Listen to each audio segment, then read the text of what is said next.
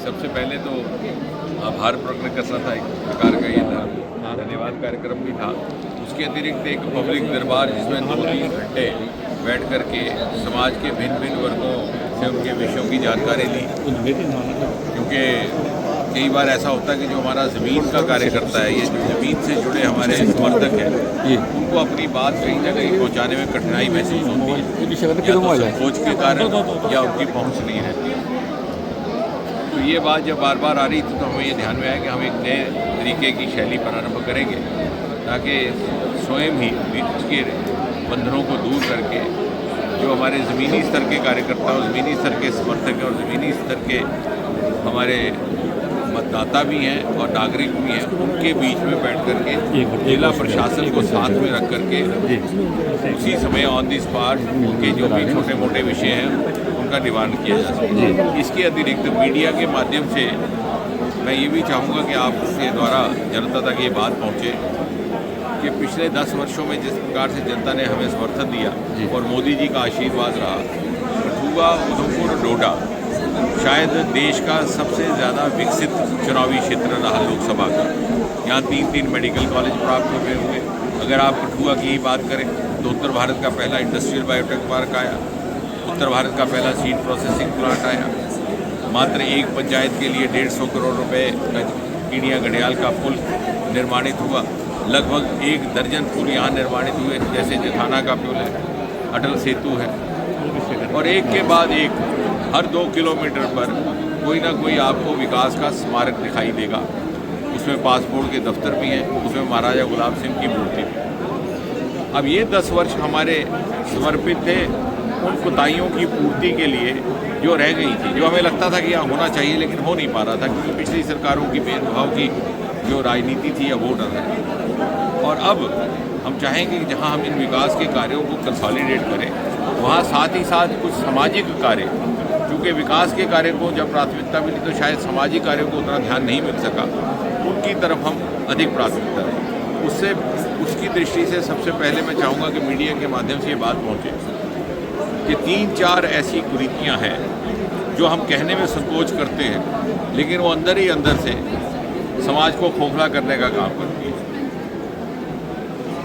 सबसे पहले तो हमने जिला प्रशासन को भी बधाई देनी है, 25 गैर कानूनी क्रशर्स के खिलाफ कार्रवाई की है, और आइंदा से आपका भी सहयोग अपेक्षित रहेगा, समाज का भी, और इसमें हमें समाज का सहयोग चाहिए, क्योंकि समाज के ही लोग प्रभाव डाल करके कार्रवाई होने को रोक लेते हैं।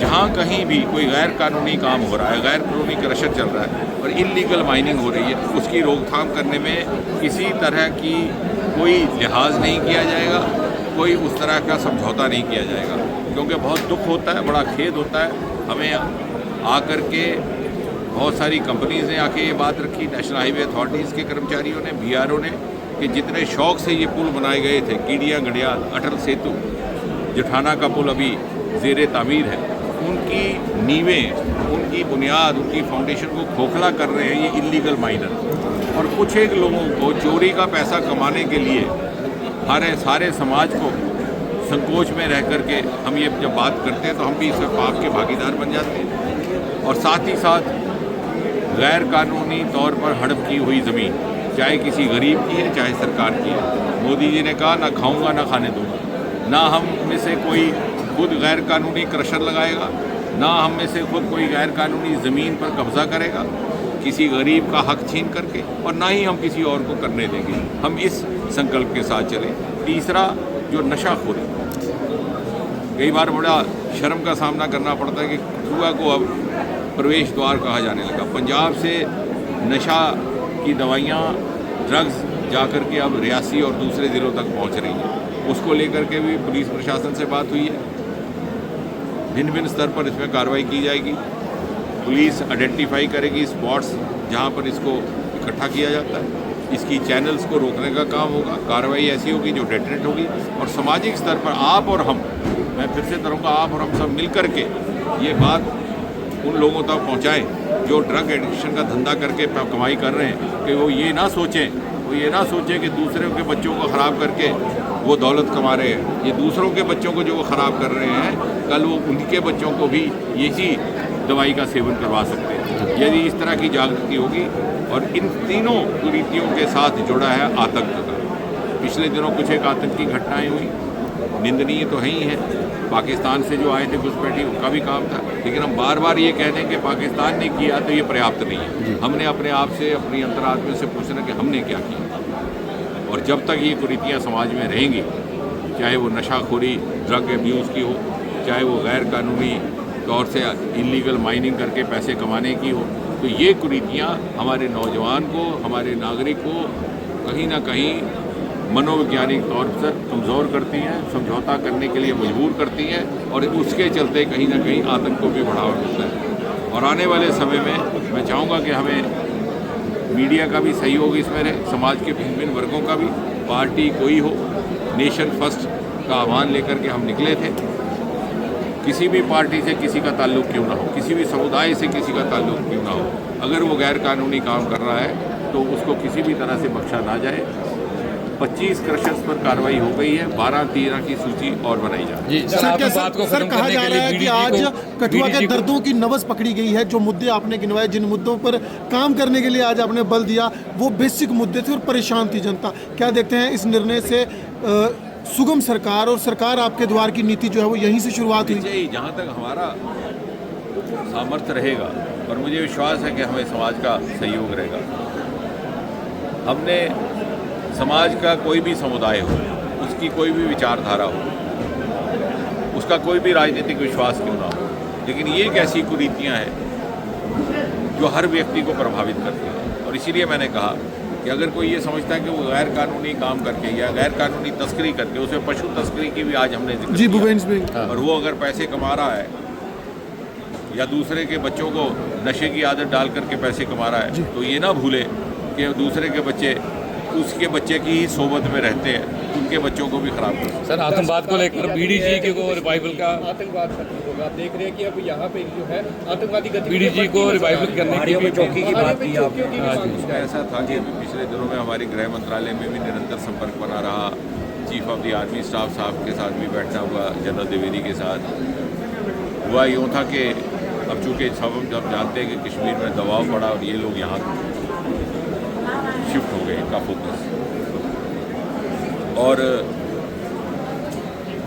हमारी तरफ से आह्वान था कि यहाँ पर सेना को भी लाया जाए। अर्धसेना बल तो पहले से ही थे, BSF, CRP, तो सेना के आने में के बाद अब एक नई स्ट्रेटेजी के तहत काम किया जा रहा है। उसकी पूरी व्याख्या सार्वजनिक तौर पर नहीं की जा सकती, लेकिन जैसे आपने कहा कि पहाड़ों पर भी पोजीशन ले ली गई है ताकि कभी कभी जो एम्बुश होता था ऊपर से, उस पर भी रोकथाम हो। अनेकों कई और भी ऐसे तरीक़ेकार अपनाए गए हैं, उसमें जम्मू कश्मीर की पुलिस भी पूरा सहयोग दे रही है। हमारे कठुआ के SSP भी पिछले 2-4 दिन से पहाड़ों पर ही हैं, और मुझे विश्वास है कि आने वाले 1 सप्ताह के भीतर ही यहाँ पर हालात सामान्य हो जाएंगे। हमारे लोगों का मनोबल घटा था, विशेषकर डुड्डू बसंतगढ़ इत्यादि में जब हुआ, तो वहाँ पर भी हमारे निवेदन और हमारे आग्रह से वहाँ सेना बल पहुँच गया और सेना की वहाँ चौकियाँ बनी हैं, जिससे लोगों का मनोबल भी बढ़ा। बीडीसी का रिवाइवल की बात, BDG का रिवाइवल हो रहा है और पहले से ज़्यादा बेहतर उसका रख रखाव रहेगा। आपने अपने कार्यालय को मोर एक्टिव करने की बात की, क्या देखते हैं लोगों को कितनी सहूलियत मिलेगी? जो काम अटके रहते थे, परेशानी होती थी, अब आपके कार्यालय जिला में आपने कहा कि और एक्टिव कर दिए जाएंगे। कठुआ में पहले से था मुखर्जी चौक पर, लेकिन उसको अधिक सक्रिय करेंगे। और अधिक सक्रिय इसलिए कि बहुत सारे लोगों को ऐसा लगता था कि उनको कहीं जिला प्रशासन के ऑफिस में जाने में दिक्कत आती है, तो मैंने कहा कि हम ये भी एक कंपोनेंट ऐड कर देंगे। कुछ एक वहाँ पे भी हमारे ही लोग वहाँ से उनके निवेदन पत्र लेकर के जिला कार्यालय तक पहुँचाएंगे। हेल्थ इंफ्रास्ट्रक्चर में हेल्प करने की आपने बात की सर, हेल्थ इंफ्रास्ट्रक्चर में आपने मजबूती करने की बात की। जो लोग सरकार कड़ी कार्रवाई कर ही रही है, लेकिन समाज का भी कोई दायित्व है। इसलिए मैंने कहा, बार बार कह दें पाकिस्तान से आए, पाकिस्तान से आए, पाकिस्तान से आए, वो पर्याप्त नहीं है। पाकिस्तान शरारत 1947 से कर रहा, आगे भी करेगा, वो तो आपके कहने से मानेगा।